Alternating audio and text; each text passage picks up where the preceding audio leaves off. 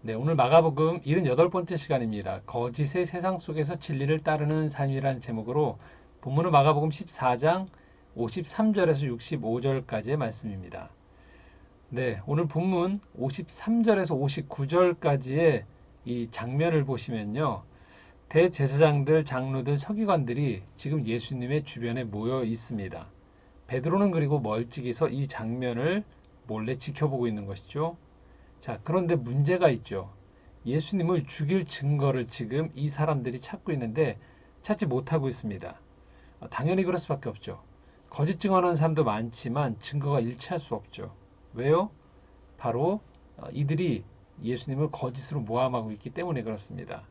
자, 어떻게 이런 일이 벌어질 수 있을까요?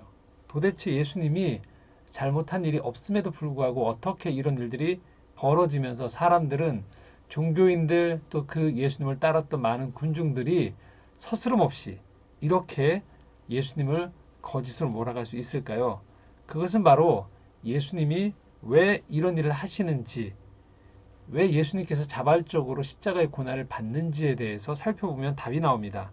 바로 예수님이 십자가 고난을 받으시는 이유는 너무나도 명확합니다. 다름 아닌 사탄의 세력에 대해서 승리하기 위함입니다. 자, 그러면 사탄은 무엇을 말할까요? 요한복음 8장 44절 이렇게 말씀하고 있습니다. 함께 읽겠습니다. 너희는 너희 아비 마귀에게서 났으니 너희 아비의 욕심대로 너희도 행하고자 하느니라. 그는 처음부터 살인한 자요 진리가 그 속에 없으므로 진리에 서지 못하고 거짓을 말할 때마다 제 것으로 말하나니 이는 그가 거짓말쟁이요 거짓의 아비가 되었습니다. 그렇습니다. 이 사탄은 거짓의 아비입니다. 거짓의 아비인 사탄이 판을 치고 있는 이 세상에서 영향을 받고 있는 사람들은 스스럼 없이 거짓을 말하는 것에 죄책감을 느끼지 않습니다. 오늘 여러분들이 살고 있는 이 세상을 한번 살펴보십시오. 어떤 일들이 벌어지고 있죠? 여러분들이 겪고 있는 대다수의 아픔과 고통은 다름 아닌 이 거짓 때문에 비롯되는 일입니다. 우리가 세상을 살면서 가장 착각하기 쉬운 일 중에 한 가지가 있습니다. 그것은 선하고 정직히 살면 성공할 수 있다라고 믿는 것입니다. 그런데 어떻죠? 그렇지 않습니다. 여러분 분명히 학교 다닐 때에는 그렇게 정직하게 살면 된다라고 배웠습니다. 부지런하고 선하면 된다라고 배웠습니다. 하지만 여러분들이 세상에서 만나는 현실은 어떤가요? 그렇지 않습니다. 왜 그럴까요? 자, 성경은 이에 대해서 아주 명확하게 이야기하고 있습니다. 바로 거짓이 판을 치고 있기 때문이다라고 이야기하고 있고요. 그 영향력이 바로 사탄에게서 비롯되어 있다라고 하는 것입니다. 우리가 살면서 이 거짓을 불편해합니다. 그렇지만 또 정직히 살면 불안해져요. 바로 이 사탄의 영향력 안에 있는 세상에 살기 때문에 그런 일이 벌어지고 있는 것입니다. 지금 우리가 살펴본 이 본문에는 바로 이 거짓의 아비가 판을 치고 있는 세상 속에서 사람들이 영향을 받을 때 어떤 일들이 벌어지는지를 그대로 보고 있는 것입니다. 자, 이렇게 거짓으로 예수님을 모함할 때 모든 사람들이 피해자가 됩니다. 거짓말을 하는 사람도 피해자가 되고 거짓을 당하는 사람도 진리에 멀어지는 사람도 피해를 입게 되어집니다. 모두가 피해를 입게 되어집니다. 오로지 이 거짓의 현장에서 웃고 있는 존재는 단 하나입니다. 바로 사탄입니다. 바로 이때 대제사장이 나옵니다. 60절, 61절입니다. 함께 읽겠습니다. 대제사장이 가운데 일어서서 예수에게 물어 이르되 너는 아무 대답도 없느냐? 이 사람들이 너를 치는 증거가 어떠하냐 하되 침묵하고 아무 대답도 아니하시거늘 대제사장이 다시 물어 이르되 내가 찬송받으리의 아들 그리스도냐? 자, 이 사람들의 증거에 대해서 너는 왜 도대체 아무 말도 하지 않느냐라고 이야기합니다. 예수님 편에서는 그럴 수밖에 없습니다. 왜요? 이 모든 말들이 거짓이기 때문에 그렇습니다. 거짓에 응할 수 있는 답이 없기 때문에 그렇습니다. 그러나 예수님께서 대제사장이 사실에 입각한 질문 하나를 하실 때에는 그에 대한 정확한 답변을 하십니다. 바로 네가 바로 이 찬송받을 이의 아들 그리스도냐라고 묻는 것에 대한 이 질문에 대해서는 예수님이 답변을 하십니다. 62절입니다. 함께 읽겠습니다. 예수께서 이르시되 내가 크니라 인자가 권능자의 우편에 앉은 것과 하늘 구름을 타고 오는 것을 너희가 보리라 하시니. 예수님이 말씀하십니다. 내가 그다라고 이야기하세요. 인자가 권능자의 우편에 앉은 것 그리고 하늘 구름을 타고 오는 것을 너희가 보리라고 말씀하십니다. 자, 우린 예수님의 이 모습 속에서 아주 중요한 교훈 한 가지를 얻게 되어집니다. 그것은 진리는 진리라는 거예요. 얼마나 말을 멋있게 하느냐, 사람들에게 호응을 받느냐, 그런 게 아니라는 거죠. 지금 예수님의 관심사는 바로 하나님의 진리를 잘 드러낼 수 있는가에 있습니다. 바로 이것입니다. 예수님을 믿는다는 것은 우리의 삶에서 진리를 드러내기를 힘쓴다는 것을 의미합니다. 당장의 내 이익, 편의를 위해서 다른 사람을 나쁘게 몰아가지 않는 것을 말합니다. 스스로가 상황을 정직하게 보지 않고 미화시키면서 이 당장의 어려움만 모면하려고 하는 것은 아닌지 살펴볼 필요가 있다는 것입니다. 그리고 내게 필요한 정직한 말씀을 듣기보다 당장 내 귀를 즐겁게 하는 그런 말만 혹시 찾아다니고 있는 것은 아닌지 돌아볼 필요가 있다는 것입니다.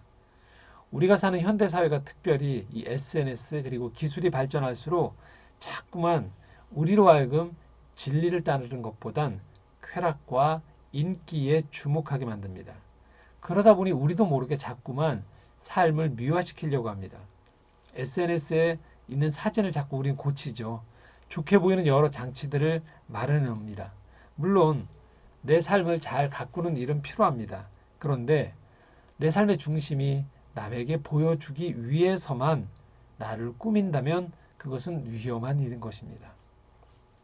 현대사회가 자꾸 우리를 더 우울해지게 만드는 그것이 바로 이겁니다.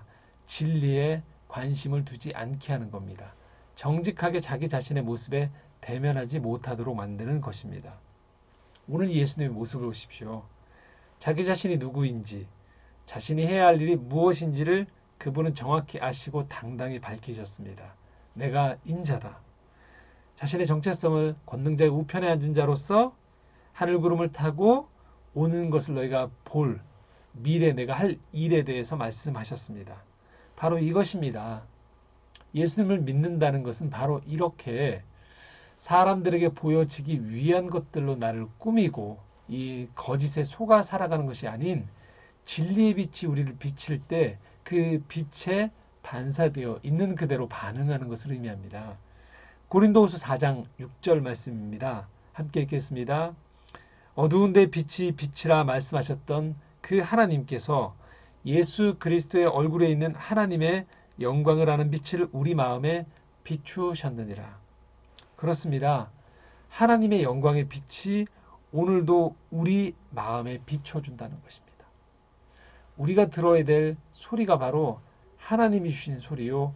우리가 비춰야 될 빛은 바로 하나님이 비춰주시는 빛이라는 겁니다. 기억하십시오. 우리의 문제보다도 하나님은 더 크십니다. 다른 사람들이 나에게 들려주는 그 이야기보다 그 음성보다 하나님의 음성이 더욱 중요하고 내 마음의 중심에 그 소리들이 자리 잡고 있어야 하는 것입니다. 물론 진리를 말해도 고난을 당할 수 있습니다. 바로 예수님의 모습을 보면 우리는 그것을 볼 수 있습니다. 63절에서 65절까지의 말씀 한번 보도록 할까요? 63절입니다. 대제사장이 자기 옷을 찢으며 이르되 우리가 어찌 더 증인을 요구하리요. 그 신성모독하는 말을 너희가 들었도다. 너희는 어떻게 생각하느냐 하니 그들이 다 예수를 사형에 해당한 자로 정죄하고 어떤 사람은 그에게 침을 뱉으며 그의 얼굴을 가리고 주먹으로 치며 이르되 선지자 노릇을 하라 하고 하인들은 손바닥으로 치더라. 예수님이 진리를 말씀하셨을 때 사람들이 다 감동하는 것이 아니었습니다. 이들은 더욱더 진실을 은폐시키기 위해서 애쓰게 됩니다. 제사장은 가장 이 신앙인으로서 참담한 말을 들었을 때 분노할 때 하는 행위를 합니다. 옷을 찢는 행위를 합니다. 신성모독을 했다고 분노합니다. 어떤 사람은 예수님께 침을 뱉습니다. 어떤 사람은 예수님의 얼굴을 가리고 주먹으로 칩니다. 선지자 노릇하라고 비웃고 하인들은 가장 수치스러운 행동을 합니다. 손바닥으로 친다는 거예요. 자, 이 사람들의 모습을 보면서 진실이 드러날 때 더욱 은폐시키려는 이 모습을 보면서 부끄럽지만 또 우리의 모습을 보게 되어지죠. 우리 또한 누군가와 논쟁을 할 때 설령 그 사람의 말이 맞더라도 지기 싫을 때가 있어요. 그러면 온갖 말들을 꾸며내서라도 심지어 억지를 부려서라도 그 사람 앞에서는 그 사람이 보여준 그 진실, 진리에 정직하게 반응해서 내가 오해했구나, 내가 잘못했구나 라는 말을 하기가 쉽지 않다는 것입니다. 그것이 사람의 속성입니다. 이 거짓이 판치고 있는 세상에 물든 우리의 모습인 것입니다. 그렇기 때문에 우리가 진리를 따른다고 할 때 어려움이 따를 수 있다는 것을 잊어서는 안 됩니다. 바로 이 광경을 예수님은 아셨기 때문에 겟세마네 동산에서 그렇게 간절히 기도하셨다는 것입니다. 이제 닥쳐올 사람들의 배신, 거짓 앞에서 자신이 흔들림 없이 고난 속에서도 하나님이 원하시는 그 길을 걷기를 다짐하고 실제 그렇게 걸어가기 위해서 예수님은 그렇게 겟세마네 동산에서 치열하게 기도하셨던 것입니다. 자기 방법대로 사는 대신에 하나님의 방법대로 죽는 길을 택하신 겁니다. 우리가 살면서 어렵더라도 거기에 거짓이 있다라면 그 안에 선하지 못한 동기가 있다라면 그 일을 그만둬야 됩니다.